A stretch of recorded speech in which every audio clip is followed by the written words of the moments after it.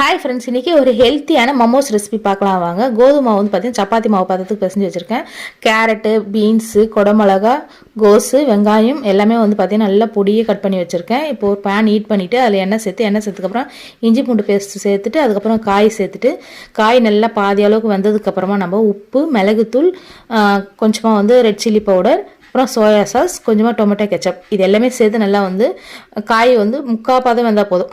பாதி அளவுக்கு வந்தால் கூட போதும். ஏன்னா நம்ம ஸ்டீம் பண்ண போகிறோம்ல, அதனால் வந்து முக்கால் அளவுக்கு வந்தாலே போதும்.